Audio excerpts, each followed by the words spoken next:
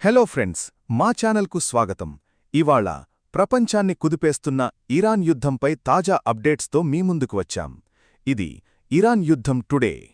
US Israel Iran యుద్ధం 74వ రోజున జరిగిన తాజా పరిణామాలు ప్రపంచవ్యాప్తంగా చర్చనీయాంశమవుతున్నాయి. అమెరికా డిఫెన్స్ సెక్రటరీ యుద్ధ ఖర్చులపై కాంగ్రెస్ ఎదుట సమాధానాలు ఇస్తుండగా, పెంటగాన్ ప్రకారం ఈ యుద్ధ ఖర్చు ఇప్పటివరకు సుమారు $29 బిలియన్ చేరుకుంది. ఇదే సమయంలో అధ్యక్షుడు ట్రంప్ చైనా అధ్యక్షుడు షీ జిన్పింగ్తో కీలక సమావేశానికి సిద్ధమవుతున్నారు. ఈ సమావేశంలో ఇరాన్ యుద్ధం ప్రధాన అంశంగా ఉండనుంది. ఇరాన్ అధికారులు హెచ్చరిస్తూ, అమెరికా మళ్లీ దాడి చేస్తే తమ అణువస్త్ర కార్యక్రమాన్ని వేగవంతం చేస్తామని ప్రకటిస్తున్నారు.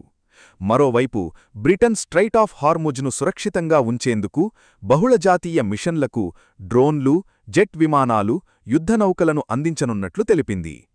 ఇరాన్లో రాజకీయ ఉద్రిక్తతలు పెరుగుతుండగా, జనవరి నిరసనల్లో పాల్గొన్న 3 వ్యక్తులకు మరణశిక్ష విధించినట్లు సమాచారం. అమెరికాలో యుద్ధ ఖర్చులపై తీవ్ర చర్చ జరుగుతోంది. పెంటగాన్ తెలిపిన $29 బిలియన్ అంచనా గత అంచనాల కంటే మరింత ఎక్కువగా ఉంది. ఈ యుద్ధం ఎంతకాలం కొనసాగుతుందో, అమెరికా ఆర్థిక వ్యవస్థపై ఎంత భారమవుతుందో అన్న దానిపై రెండు పార్టీల నేతల్లో ఆందోళన పెరుగుతోంది.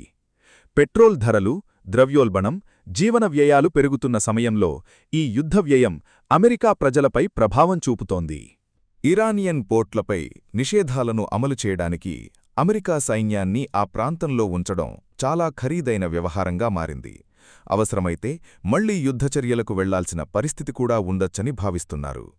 అమెరికా గిడ్డంగుల నిల్వలు తగ్గుతున్నాయన్న ఆందోళనల మధ్య ప్రభుత్వం మాత్రం పరిస్థితి నియంత్రణలోనే ఉందని చెబుతోంది.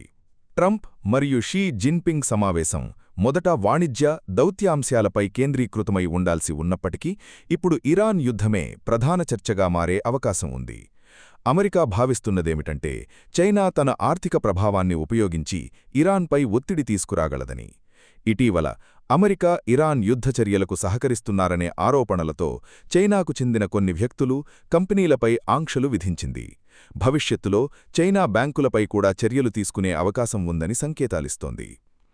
అమెరికా మరియు ఇరాన్ మధ్య శాంతి చర్చలు ఇప్పటికీ పురోగతి సాధించలేదు. ఇరాన్ ఇచ్చిన తాజా ప్రతిపాదనలను అమెరికా తీవ్రంగా తిరస్కరించింది.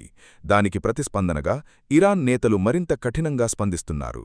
ఒక ఇరానియన్ పార్లమెంటు సభ్యుడు మళ్లీ దాడి జరిగితే ఇరాన్ 90% వరకు యురేనియం ఎన్రిచ్మెంట్కు వెళ్లవచ్చని హెచ్చరించాడు.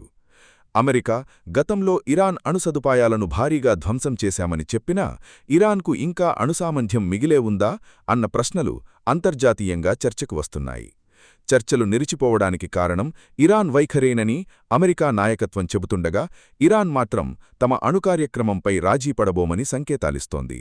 ఇరాన్లో ఆర్థిక పరిస్థితి రోజురోజుకీ దిగజారుతోంది. బ్రెడ్, మాంసం, గుడ్లు వంటి అవసరమైన వస్తువుల ధరలు 120 నుండి 150% వరకు పెరిగాయి.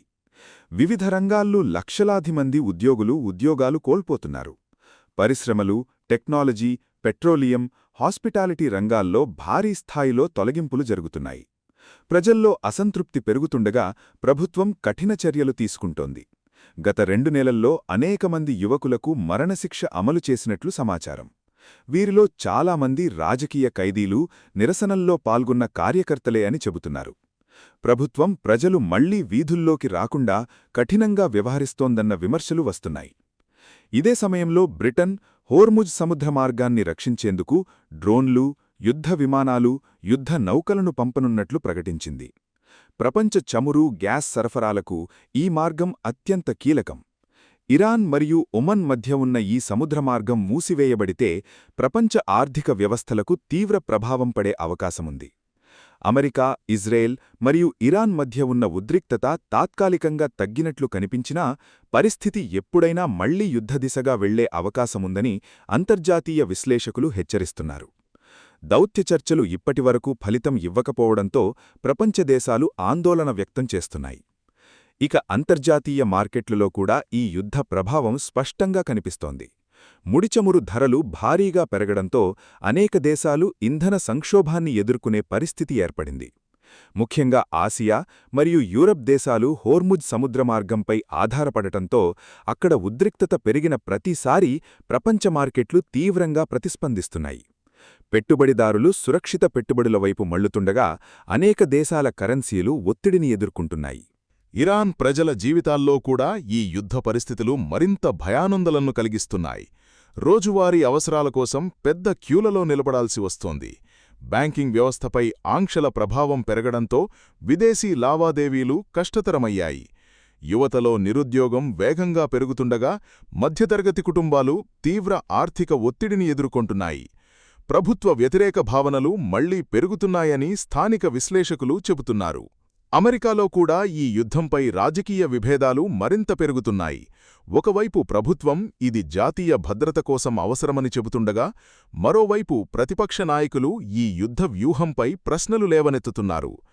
పన్ను చెల్లింపుదారుల డబ్బు భారీగా ఖర్చవుతుండటం, దేశీయ సమస్యలు పక్కన పడిపోతున్నాయన్న విమర్శలు వినిపిస్తున్నాయి. రాబోయే ఎన్నికల్లో ఈ యుద్ధం ప్రధాన రాజకీయ అంశంగా మారే అవకాశముంది. ఇజ్రాయెల్ కూడా తన భద్రతా చర్యలను మరింత కఠినతరం చేసింది.